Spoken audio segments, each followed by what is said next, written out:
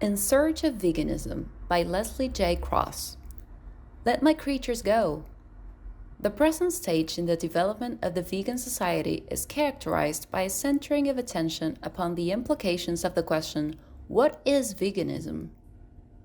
This is an attempt to discover the principle whose label is veganism and to suggest a tentative form of words which, as a short definition, closely describes it. It should be held in mind that the views expressed are the writers and in no way commit the society or any other member. The letter in the Vegetarian Messenger of July 1943, which stated the correspondence culminating in the founding of the Vegan Society in November 1944, was concerned with the moral and compassionate case against the use of dairy produce by vegetarians. Of the first 25 members of the Vegan Society, it was written, "So far as we are aware, every member of our group has discarded the use of dairy produce for humanitarian reasons. We will not accept that adequate nutrition need violate conscience." Vegan thought developed rapidly. Commodities manufactured from animals joined food from animals as being non-vegan. There was an early tendency to get at the roots of the relationship between man and the animals, to deal with the cause rather than its almost uncountable symptoms. There is no evidence that veganism was fundamentally concerned with anything other than the man plus animal relationship. In the earlier article, quotations from the first numbers of the Vegan News indicated that the nature of this relationship was veganism's paramount concern. Other literature reinforces this view.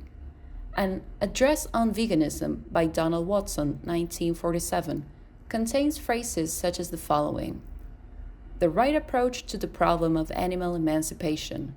To be true emancipators of animals, the vegan renounces the superstition that continued human existence depends upon the exploitation of these creatures, and the time has come for us to boldly renounce the idea that we have the right to exploit animals." Similar ideas are embodied in the Manifesto on Veganism and other writings. The thread that runs through the literature on this point is a conviction that for the sake of both man and his fellow creatures, the animals must one day be freed from his exploitations. If vegan thought was running true, veganism is therefore a movement of reform. If this is accepted, it is but one step in simple logic to assert that the vegan society is at the earliest possible moment in duty bound to define veganism, and so state the overall reform it wishes to see achieved. It is equally in duty bound to confine its basic energies to pursuing that reform. The position in which the society finds itself, without any constitutionally agreed overall purpose binding upon its members, is accounted for solely by the nature of its development to date. In this sense, the society is still in a state of prenatal growth. But this is not satisfactory as a permanency, for undefined reform is a contradiction in terms. It is possible to subtract from the foregoing a number of observations which lead to a definition. 1. Veganism is a reform. 2. The impelling element is compassion for animals arising out of the treatment meted out to them by man. 3. Its fundamental concern is with the meeting point between the world of man and the world of the animals. 4. Its existence presupposes maladjustment at that point. 5. Its purpose must be the correction of that maladjustment. 6. The maladjustment is intimately connected with man's use of animals, more precisely with his habit of acting as a parasite upon living creatures who cannot successfully resist his will. Any definition of veganism must contain these 6 observations and violate none of them. A form of words which meets these requirements is that veganism is the principle of the abolition of the exploitations of animals by man. The positive aspect of this negative, non-exploitation approach is the granting of freedom, in one word, emancipation. Veganism may therefore be defined as the principle of the emancipation of the animals from exploitation by man. But although such a definition satisfies the observations set out above, it is essential to discover whether it meets the requirements of wisdom as well as logic. It must therefore be measured against a general philosophical argument.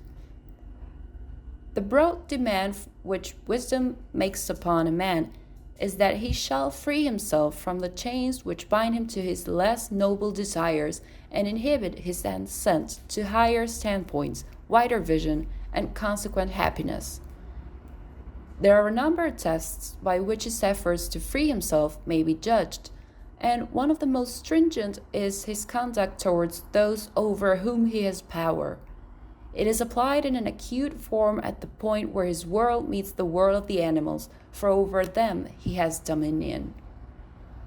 His conduct at this point reveals tendencies which are strongly self-indulgent at the expense of the creatures. There is a widespread failure to understand that animals have rights relatively equal to his.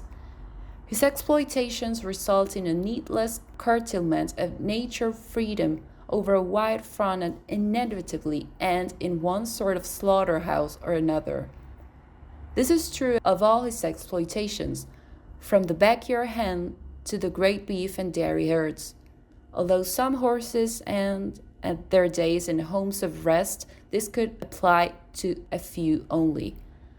Most are killed for commodities, feeding stuff, or human consumption. Again, worn-out cows from the dairy herds are not pensioned off in clover fields. The full indictment against exploitation, the traffic in flesh, hunting, trapping, vivisection, and so on, need not be stated here.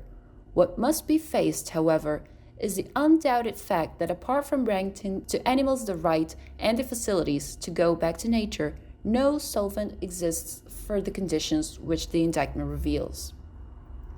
Because emancipation would at one and the same moment release the animals from bondage and man from being their parasite, because by putting it into effect, man would free himself from some of the chains which bind him to his less noble desires, it fulfills the demands of wisdom as well as logic.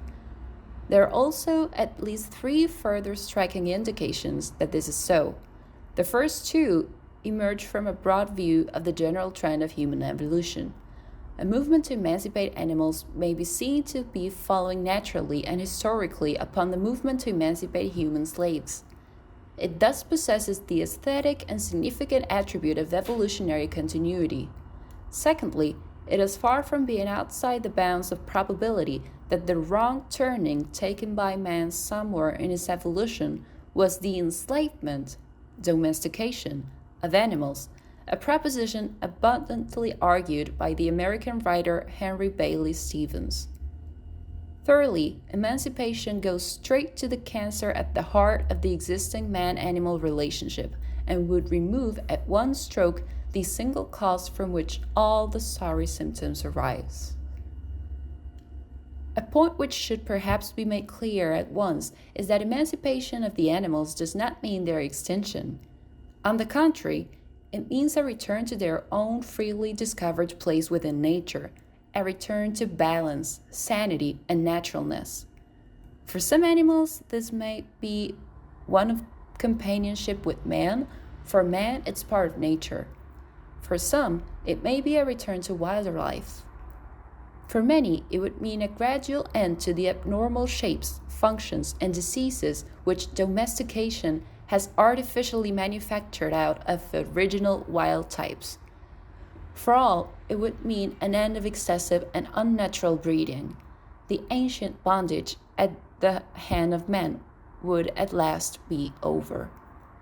It remains to be said that if, as a society, we become satisfied that emancipation is our purpose, and if, as we must, we then insert that discovery into our written constitution, it will not mean that we cannot continue to take a lively interest in such things as scientific or symbiotic trends in diet, in compost, gardening, and soil management, and many other related matters. But it will mean that, like Kipling's ship, we shall have found ourselves. We shall have discovered our destiny. The crystallization spoken of in the earlier article will have taken place, and the thrust of our efforts will be guided and concentrated into a purposeful drive toward the shining, if still distant, star of a major world reform.